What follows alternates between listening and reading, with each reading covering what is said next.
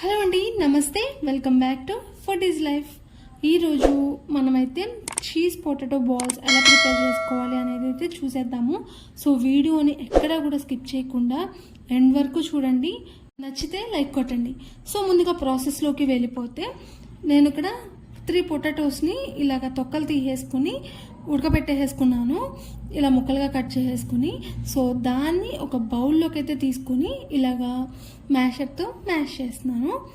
ఇలాగ మెత్తగా మ్యాష్ అయ్యేంత వరకు మ్యాష్ చేసుకోండి. ఎక్కడ కూడా దుంపలుగా లేకుండా ఇలా మెత్తగా అయితే మ్యాష్ చేసుకోవాలి. సో ఇలా మ్యాష్ చేసుకున్న దానిలోకి నేను సన్నగా కట్ చేసుకున్న ఉల్లిపాయ ముక్కల్ని ఒక ఉల్లిపాయని అయితే కట్ చేసుకుని వేసుకున్నాను. అలాగే ఒక పెద్ద పచ్చిమిరపకాయని చిన్న ముక్కలుగా కట్ చేసుకుని ఇందులోకి వేసుకోవాలి. ఆ తర్వాత సన్నగా కట్ చేసుకున్న కొత్తిమీరను కూడా కొద్దిగా అయితే దీనిలోకి వేసుకున్నాను. ఎంత పచ్చిమిరపకాయ వేసుకున్నా కానీ చిల్లీ ఫ్లేక్స్ లేకపోతే దీనికి టేస్ట్ అయితే రాదు. సో చిల్లీ ఫ్లేక్స్ కూడా ఒక స్పూను అండ్ అలాగే కారం కూడా ఒక స్పూను అండ్ అలాగే టేస్ట్కి తగ్గట్టుగా చూసుకొని సాల్ట్ కూడా వేసేసుకోవాలి. ఇలా వేసుకున్న తర్వాత అన్నీ కూడా బాగా మిక్స్ చేసుకోవాలన్నమాట. ఉప్పు, కారం, అలాగే చిల్లీ ఫ్లేక్స్ అన్నీ కూడా బాగా మిక్స్ అయ్యేటట్టు కలుపుకోవాలి. స్పూన్తో కానీ చేత్తో కలుపుకుంటే ఇంకా మనకి ఈజీగా అయితే కలుస్తుంది. అండ్ అలాగే ఇందాక చెప్పడం మర్చిపోయాను, ఒక స్పూను గరం మసాలా కూడా వేసుకోవాలి. అప్పుడు ఇంకా టేస్టీగా ఉంటుంది. సో అంతా కూడా మిక్స్ చేసేసుకుని కలిపేసుకుని మనకి స్టఫింగ్ అయితే రెడీ చేసుకున్నాను. ఇప్పుడు దీన్ని హ్యాండ్స్తో తీసుకుని కొద్దిగా పోర్షన్ని తీసుకుని ఇలా ఉండల్లా అయితే మనం ప్రిపేర్ చేసుకోవాలి. ఫస్ట్ ఇలా ఉండ ప్రిపేర్ చేసుకున్న తర్వాత ఇందులోకి మనం చీజ్ ముక్కనైతే పెట్టుకోబోతున్నాము. సో దానికోసం ఇలాగా చీజ్ని పెట్టేసి మధ్యలో మళ్ళీ పిండితో మొత్తం కూడా బాగా కవర్ అయ్యేటట్టు కవర్ చేసేసుకోవాలి. మొత్తం కూడా ఈవెన్గా అయితే మనం కవర్ చేసుకుంటూ ఇలాగా ఉండలాగా అయితే ఫామ్ చేసుకోవాలి. సో మనకైతే బాల్ అయితే రెడీ అయిపోయింది. సో ఇప్పుడు మనం దీన్ని పక్కన పెట్టేసుకుని మీకు చూపించడానికి నేను ఇక్కడ ఇంకొకటి అయితే ప్రిపేర్ చేస్తున్నాను.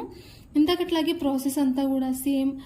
కొంత పోర్షన్ తీసేసుకుని ఇలా మధ్యలోకి ఇలా ఒత్తేసుకుని కొంచెం చీజ్ అయితే పెట్టేసుకున్న మధ్యలో మళ్ళీ చీజ్ అంతా కవర్ అయిపోయేటట్టు చుట్టూ కూడా పిండి ముద్దని ఇలాగా కవర్ చేసేస్తున్నాను. సో ఈవెన్గా కూడా మొత్తం అంతా కూడా మనం కవర్ చేసేసి ఉండలా అయితే బాల్లో అయితే మనం ప్రిపేర్ చేసేసుకోవాలి. సో ఇక్కడ మనకి బాల్స్ అయితే ఈజీగానే రెడీ అయిపోయాయి. మనం పైన అంత పోర్షన్ అవసరం లేదు పిండి అనుకుంటే కొంచెం తగ్గించుకోండి, బాల్ సైజు సరిపోతుంది. ఇప్పుడు అన్నీ కూడా ఇలానే మనం ప్రిపేర్ చేసేసుకుని రెడీగా పెట్టేసుకోవాలి. చీజ్ ఇష్టపడే వాళ్ళైతే మధ్యలో ఇంకొంచెం ఎక్కువ పోర్షన్ అయితే చీజ్ని పెట్టేసుకోవచ్చు. సో ఇప్పుడు దీని కోటింగ్ కోసం మనం ఒక బౌల్లోకి అయితే 3 స్పూన్ల వరకు మైదాని తీసుకున్నాను. మైదా తీసుకుని ఇందులోకి సరిపడా వాటర్ని పోసేసుకుని ఇక్కడ నేను చూపిస్తాను చూడండి కన్సిస్టెన్సీ. ఆ కన్సిస్టెన్సీలో వచ్చేంత వరకు మనమైతే పిండిని కలిపేసుకోవాలి. ఎక్కడ కూడా ఉండలేకుండా కలుపుకొని పక్కన ఇంకో ప్లేట్లోకి అయితే బ్రెడ్ క్రమ్స్ని కూడా తీసుకున్నాను. ఇవి ఇన్స్టెంట్గా దొరుకుతాయి, లేదు అంటే మనం మిక్సీ పట్టైనా మనం బ్రెడ్ క్రమ్స్ని ప్రిపేర్ చేసేసుకోవచ్చు.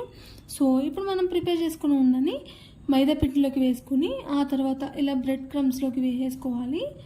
ఇలా వేసుకున్న తర్వాత మనం ఈ బాల్ అంతటినీ కూడా బ్రెడ్ క్రమ్స్తో మనం కోటింగ్ అయితే ఇచ్చేసుకోవాలి. ఎందుకంటే మనకి క్రిస్పీగా చాలా బాగా వస్తాయి అన్నమాట. సో ఇప్పుడు కడాయిలోకి అయితే ఆయిల్ని తీసుకున్నాను. మనకి ఈ బాల్స్ అన్నీ కూడా మునిగేంత వరకు ఉంటే సరిపోతుంది ఆయిల్. సో ఇలా ఆయిల్ వేసుకుని హీట్ ఎక్కిన తర్వాత మాత్రమే ఈ చీజ్ బాల్స్ని అయితే వేసుకోవాలి. ఇలా వేసుకున్న తర్వాత వెంటనే అయితే కదపకుండా మనం కొద్దిగా సేపు ఆగిన తర్వాత అటు ఇటు తిప్పుకుంటూ మొత్తం కూడా ఈవెన్గా అయితే మనం వేయించుకోవాలి. లేదు అంటే ఒక సైడ్ కలర్ వచ్చేసి ఇంకో సైడ్ అయితే వేగదు. సో మనకైతే చీజ్ బాల్స్ అయితే రెడీ అయిపోయాయి. టేస్ట్ అయితే చాలా బాగుంది. మీరు కూడా కంపల్సరీ ట్రై చేయండి. మధ్యలో చీజ్ తగులుతూ చుట్టూ అంతా కూడా స్పైసీగా చాలా చాలా బాగుంది. చూసి వదిలేకుండా మీ ఫ్రెండ్స్ అండ్ ఫ్యామిలీ మెంబర్స్కి కూడా ఈ వీడియోని అయితే షేర్ చేయండి. మీకు కనుక ఈ వీడియో నచ్చినట్లయితే ఒకసారి ట్రై చేయండి. ఎలా వచ్చిందనేది కమెంట్ చేయండి. అండ్ అలాగే నా ఛానల్కి సబ్స్క్రైబ్ చేసుకోండి. ఈ వీడియోకి అయితే మీ సపోర్ట్గా ఒక లైక్ వేసుకోండి.